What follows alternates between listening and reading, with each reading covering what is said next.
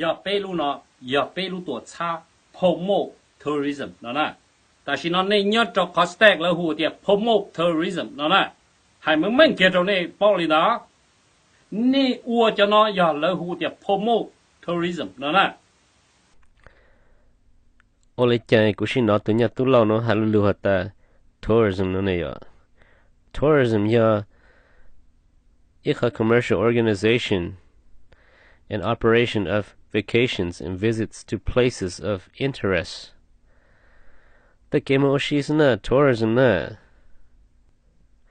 เข้าใจแต่เนื้อหาแต่ไปชม channels ไอ้หัวโชว์มอง news มอง report หามอง TV พออย่าไปชม YouTube channels หาจุมองสินะเนี่ยตู้เล่าเนาะจะลาแต่พออย่า promote terrorism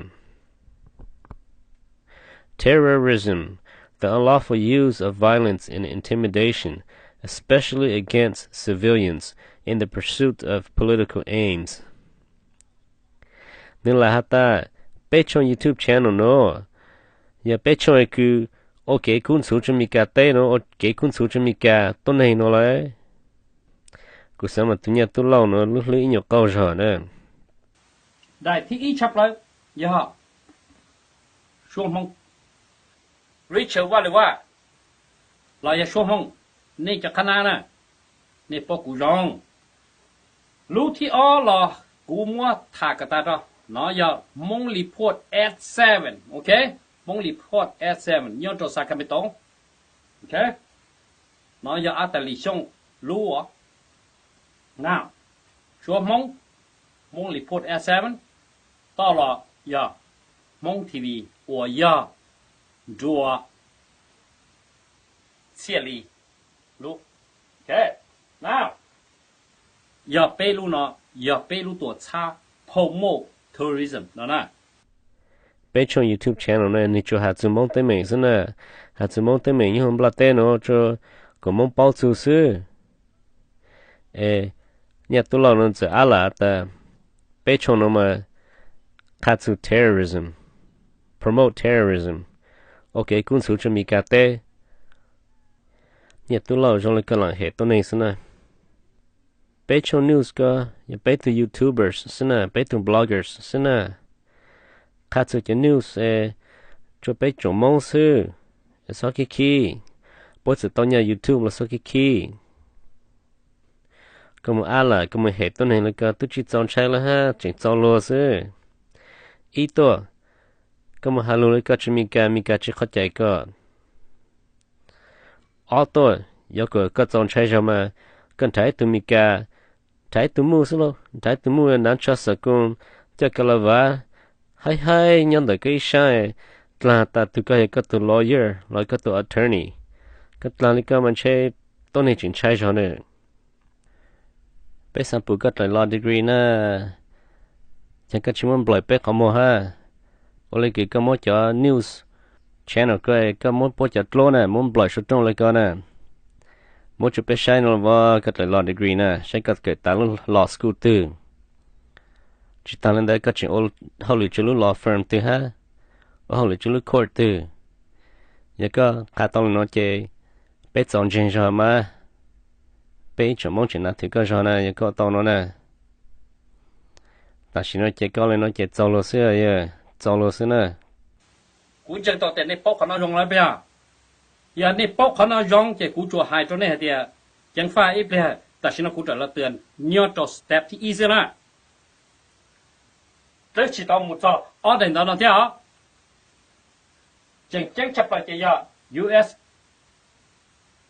Department of Homeland Security ย้อนจงวะเขาน้อยเขาจริงๆนะ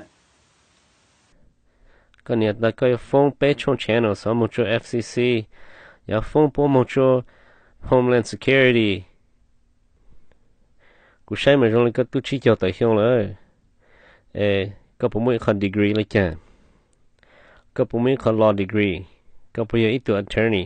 แล้วอีตัว lawyer ก็เป้าสุดแต่เกใจเนาะสามก็ชิเป้ามันจะก็ฮัลโหลมีแกก็ตัวหาจิโชเตาพิจารณาก็หลังไต่รู้ฮัลโหลเลยก็สิชิมตินชัยก็แต่ก็อะไรก็ฮะแต่ก็ là ta cái phone cho tụi nó chỉ một căn xa chứ nè cái phone show Hmong news Hmong report Hmong TV cho FCC FCC một căn xa chứ whole phone bộ cho Homeland Security chỉ bảo tụ bộ tên nó chỉ một căn xa chứ FCC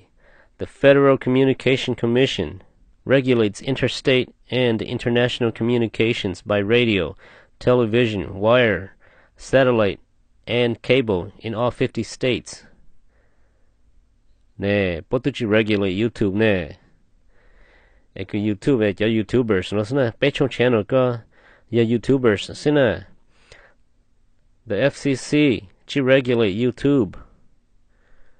Thì có phone cho FCC là chỉ một khán giả chỉ. Chắc cũng một phần mình ai nó chỉ có sáng sẽ. Chỉ tăng lên đây có chuyện phone bé trong YouTube nó cho Homeland Security. Bé trong Homeland Security, show Homeland Security how like that. The Department of Homeland Security has a vital mission to secure the nation from the many threats we face. Bé trong YouTuber channels nó sẽ có một threats. Lấy chẳng cho bé lưu tế trời nó. What is the threat to the American people? Come on, man. Bé trong YouTube channel sẽ bố yếu ô mì cả tế trời bonjour mà. Santa ta mà. Chỉ dòng dành lên nè. Tế có em mua bố phone cho FCC. Bố phone cho Homeland Security. Ở đây có hay có phone luôn chê. Có phone cho YouTube nữa. Phone cho YouTube chê có chuyện yên rõ nữa. Phone cho YouTube có chance là có percentage có yên chê. Chỉ ăn đau rõ. Chín đau một chá còn chê có percentage có yên bốn chê. Cú mua ta tên chê mua là 8% thế cho YouTube mua bốc cơ ha. Cú in chỉ báo show Hmong news, Hmong report, Hmong TV là bé trong channels nó cú chỉ báo là nè, bố chỉ học cú mu. Cú chỉ báo bố. Có thể chỉ cú hát chỉ báo ta chỉ thon trai. Nhà tu là nó câu rõ sự. Em một cái hỏi chuyện有封面cho FCC Homeland Security.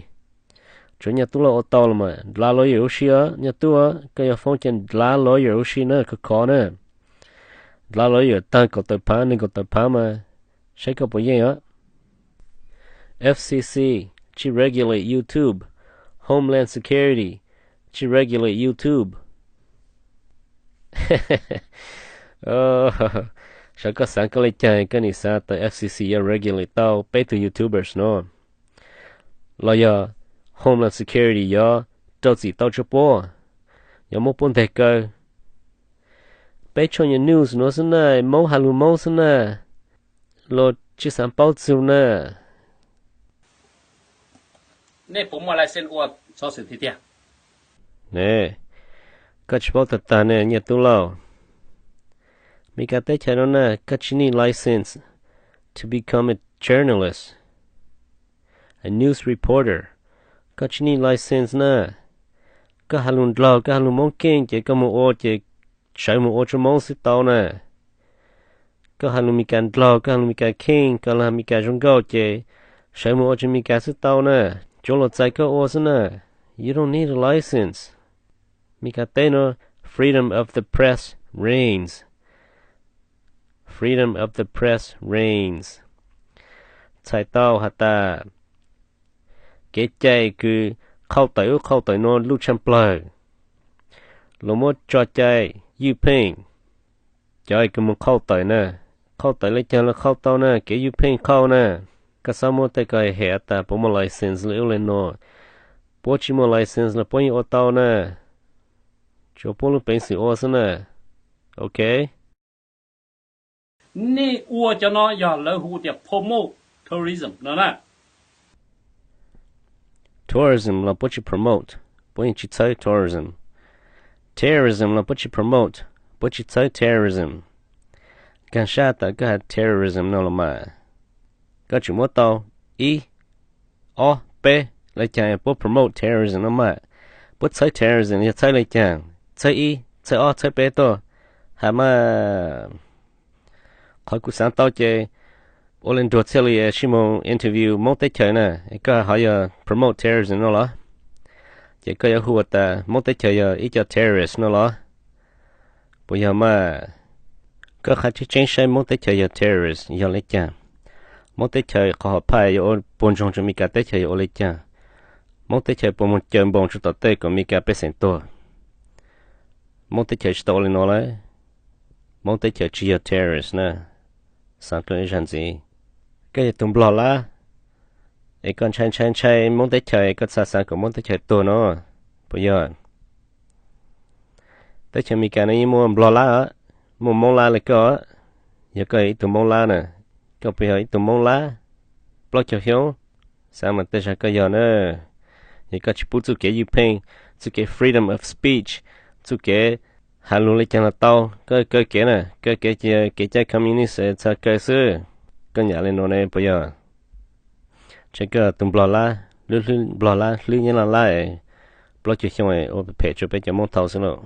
có bây giờ tụm nó tới chơi mình cái này mới cho mồi cái giờ ở như là lá bé hồi cho họ chơi bù tàn chạm bao giờ bé tại ai họ này ai lá rồi nó xưa nè ít tuổi con nào mà cái mong như là lá nào mà bây giờ do anh trong cho mong nhớ cho ta hai trong giờ ô đi trả lời chỉ cả tờ lo giờ tỷ nếp cho TV nó là nê mù cover mong tới chờ tới nê mù cover tụ nhưว่าnó một cái nhà nó cho lò sợ được hết được chia sẻ giờ nê cưng hai lũ ô lũ mấy cả mẹ nê cưng hai ô lũ thay mẹ oh giờ lên nó nè bé trong channels có một cover như vậy ha một cover Hmong state khi con nè có sao lại một bộ cái nè bé mong thông căn tụng nó bao tại như vậy từ trang phục tại nè thông tới vừa xin nó mà có ta shi bé nào thì có freedom of speech freedom of the press lúc trong plan nè freedom of the press reigns bao luôn nói rằng sao mà mi cả cho cái you paint cho short lời mô hà tới news nó nè